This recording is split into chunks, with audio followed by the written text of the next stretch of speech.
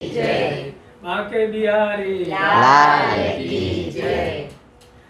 मेरे बांके बिहारी लाल, तू इतना ना करो श्रृंगार, नजर तो है लग जाएगी नजर। आज कहते थे ना, मेरे बाके बिहारी लाल, तुम इतना ना करो श्रृंगार, नजर तो है लग जाएगी नजर तो है लग जाएगी।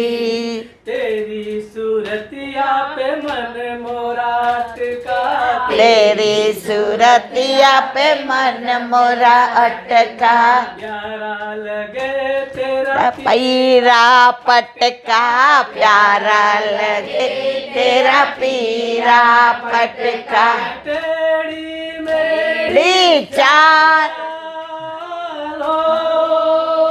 तेरी टेढ़ी मेरी चाल, इतना ना करो श्रृंगार, नजर तो है लग जाएगी नजर तो है लग जाएगी।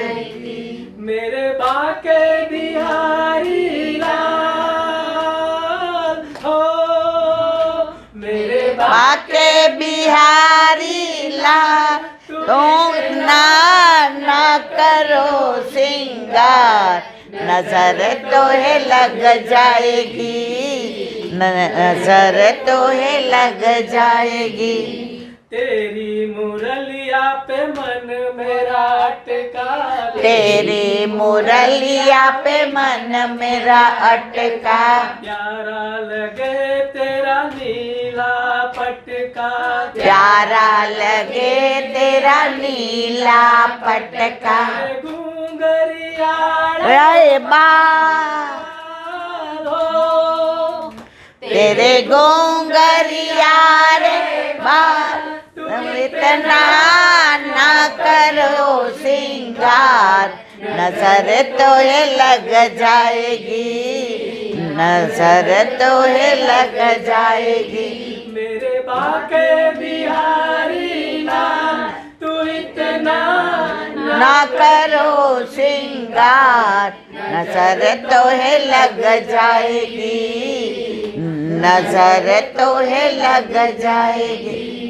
तेरी कमरिया पे मन मोरा अटका, तेरी कमरिया पे मन मोरा अटका, प्यारा लगे तेरा काला पटका, प्यारा लगे तेरा काला पटका। तेरे गले में वैजंती माल हो, तेरे गले में वैजंती माल, तुम इतना ना करे श्रृंगार, नजर तो है लग जाएगी नजर तो है लग जाएगी।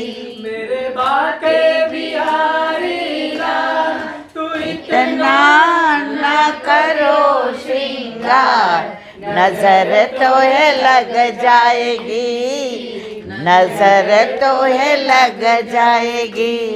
बोलो बाके बिहारी लाल की जय। बस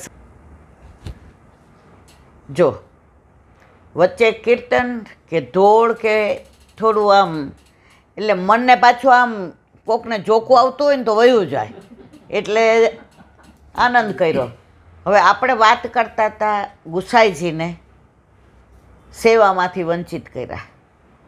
ગુસાઈજી એક શબ્દ ન બોલ્યા, કારણ આ લીલા એમની જ હતી, પણ ગોકુળ ન ગયા, સીધા ચંદ્ર સરોવર પર આવ્યા.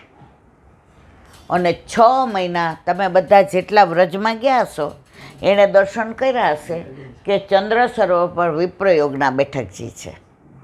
6 મહિના વિપ્રયોગમાં રહ્યા, અન્નનો દાણો તો ક્યારે લીધો જ નહોતો. રામદાસ ભીતરિયા પ્રસાદી માળાને બીડા લઈને આવે,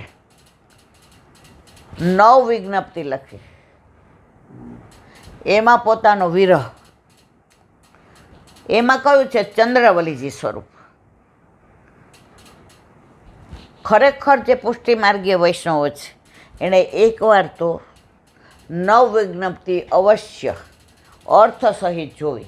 અહીંયા આપણે સત્સંગમાં તો કહી દીધું છે. હવે આપણે વલ્લભ સાખીને વિરામ આપશું 2-3 દિવસમાં. એટલે બધાની ઈચ્છા એવી છે કે દયારામભાઈના ચંદ્રાવલા એટલા સરસ છે. વલ્લભની કૃપા જુઓ. મારી પાસે પુસ્તક નહોતું, ઉપર ઘણા બધું જોયું. મેં કીધું હવે ક્યાં મળે, તો ખાલી અહીંયા મેં વાત કરી કે મારી પાસે છે નહીં. તરત એક બેનનો કલકત્તાથી કે ક્યાંકથી ફોન આવ્યો. એ કે મારી પાસે છે, તમે એડ્રેસ મોકલાવો ને આવી ગયા ચંદ્રાવલા. એટલે આપણા કરતાં આપણા વલ્લભને આપણી ચિંતા વધુ છે. તો ગુસાઈજી 6 મહિના ત્યાં બિરાઈ જાય. આ બધું અનુસંધાન મેં ગઈકાલે કહી દીધું છે અને તમે બધા જાણો છો. એટલે હજુ હવે વધુ વિવરણ નથી કરતી. ગુસાઈજી સાવ આવા થઈ ગયા. છેલ્લે એમ કહ્યું કે હવે મારા પ્રાણ રહેશે નહીં. હે નાથ, હવે મને જલ્દી સન્મુખ કરો. તો ગિરધરજી ગુસાઈજીના પ્રથમ લાલજી, જેનું બીજું નામ શું હતું? ગોવર્ધન. મથુરાની બજારમાંથી આવતા હતા અને સામે રાજા ટોડરમલ મળ્યા. એણે પૂછ્યું, ગુસાઈજી પ્રસન્નતામાં બિરાજે છે? ગિરધરજી એકદમ ઢીલા થઈ ગયા કે આવી બીના છે. અને કૃષ્ણદાસ અધિકારીએ કાકાજીને શ્રીજી બાવાની સેવાથી વંચિત કર્યા છે. એટલે હવે અમને ખબર નહીં શું થશે. તરત રાજા ટોડરમલે હુકમ બહાર પાડ્યો. કૃષ્ણદાસ અધિકારીને જેલમાં નાખ્યા અને ગુસાઈજીને કહ્યું કે આપ પધારો. એ દિવસ કયો હતો? કસુંબા. ગ્રીષ્મ ઋતુ પૂરી થાય ને બધા ઘાટા કલરો આજથી ચાલુ થાય. આજથી ને ગુસાઈજી પધાર્યા શ્રીજી બાવાની સેવામાં. અને જેવા આવ્યા ને ઠોડી ઉપર ઊભા રહ્યા. ઠોડી એટલે ઉમરાગળ. મારો કૃષ્ણદાસ ક્યાં ગયો? મારો કૃષ્ણદાસ. એની આજ્ઞા વિના હું અંદર ના આવું. બધાએ કીધું એણે તમારી સાથે આવું કર્યું હતું એટલે એને જેલમાં નાખ્યા. ગુસાઈજીએ એક પગ અંદર મૂકવા જતા હતા, પાછો લીધો. જ્યાં સુધી મારો કૃષ્ણદાસ ના આવે ત્યાં સુધી હું અંદર નહીં જાઉં. જે કૃષ્ણદાસે એમને 6 મહિના વંચિત કર્યા હતા, પણ આ લીલા હતી સારસ્વત કલ્પની અને ગુસાઈજીની આજ્ઞાથી જ થઈ હતી. તરત ગુસાઈજીની આજ્ઞાથી કૃષ્ણદાસ અધિકારીને જેલમાંથી છોડ્યા. સ્નાન કરીને ગિરિરાજ ઉપર આવ્યા. ગુસાઈજીના ચરણારવિંદ પકડીને એટલું જ કહ્યું કે આટલા દોષ કર્યા પછી આટલી કૃપા ગુસાઈજી સિવાય કોઈ કરી શકે નહીં. જો તમે વલ્ભાધીશ કી જે બોલશો, શ્યામ સુંદર શ્રી અમને એમાં, પણ ગુસાઈજીની જે બોલો, ગુસાઈજી કી જે નહીં બોલો, પરમ કૃપાળુ. એમાં તમે ગમે એવા એમના બધા દોષ કર્યા હોય, પણ કોઈના દોષ સામું ગુસાઈજીએ આજે કાલે કે ક્યારેય જોયું નથી. અને કીર્તન મોઢામાંથી સરી પડ્યું, પરમ કૃપાળુ શ્રી વલ્લભનંદન કરત કૃપા નિજ હસદે માથે, જે જન શરણ આયે અનુસરઈ, ગ્રહી સોપત શ્રી ગોવર્ધન નાથે, પરમ ઉદાર ચતુર ચિંતામણી, રાખત ભવધારાવયો જાત. ભજો કૃષ્ણદાસ કાજ સબ સરહી, જો જાણે શ્રી વિઠ્ઠલનાથ, પરમ ઉદાર ચતુર ચિંતામણ, રાખત ભવધારાવયો જાત. બોલો ગુસાઈજી પરમ. એક મિનિટ. અને આજે કસુંબા છઠે ગુસાઈજી સેવામાં પાછા પધાર્યા. મારા ઠાકોરજી પણ આજે પધાર્યા. મને હું જોબ કરતી હતી, મારે 2 છોકરા નાના હતા, હું ટાઈમમાં થતી હતી. જે ભેગી હું માઇકમાં એનાઉન્સ કરું, બધા પૂછે ઈલાબેનના ઘરે કયું સ્વરૂપ બિરાજે છે. એટલે જે કે હવે પધારશે હો. ને બને એમ કે ઈલાબેન ઠાકોરજીએ પુષ્ટ કરાવી લ્યો. મેં જે તો માર નથી આવો. કારણ જોબ, પૈસો મારો પરમેશ્વરને, હું પૈસાનો દાસ. ઘરનું ઘર કરવું હતું ને આમ કરવું હતું, છોકરાઓ નાના, ટાઈમમાં થતી હતી. પણ ઠાકોરજીને પધારવું હતું, એવી લીલા કરી જેનું વર્ણન અહીંયા જાહેરમાં ન થાય. કે કસુંબા છઠે એટલો વરસાદ, ત્યારે અમારે મારુતિ વાન હતી ને, પાણી ગાડીમાં ભરાઈ ગયા. જેને ફોન કર્યો કે ભાઈ મારે, એ કે તમારી ગાડીમાં નહીં થાય, આવી જાઓ. અને ખરેખર ઠાકોરજી પધરાવીને ગયા.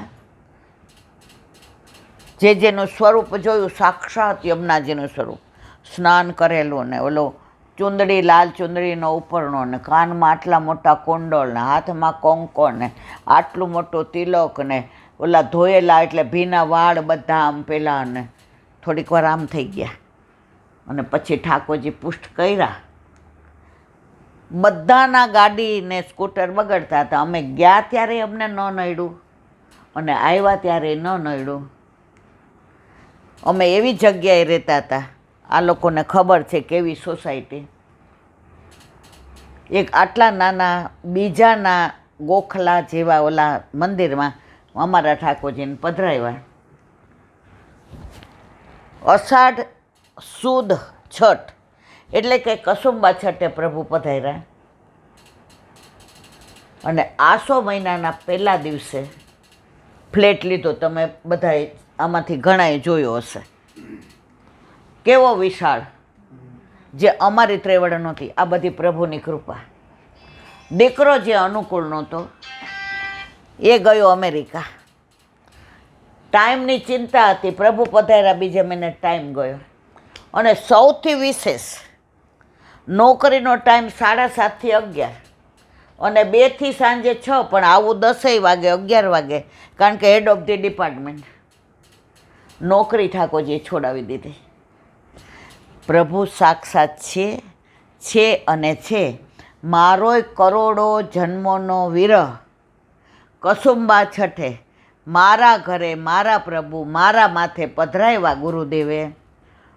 અને મારા માટે કસુંબા છઠ અનુરાગ બની ગયો. અને અમે જીવનમાં જે સૂકા હતા એ બધા લાલ લાલ થઈ ગયા. એવા મારા પ્રભુનો પ્રાગટ્ય ઉત્સવ, મારા પ્રભુનો પાટોત્સવ. કશું ભલે ના કરી શકીએ, પણ પ્રભુ ઘરે બિરાજે જ. આ ઉત્સાહ એનો જ, આ આનંદ એનો જ. જો પ્રભુ ઘરે ન હોય, મંદિરમાં શોધતી હોત તો હું હજી બધે ફરતી જ હોત.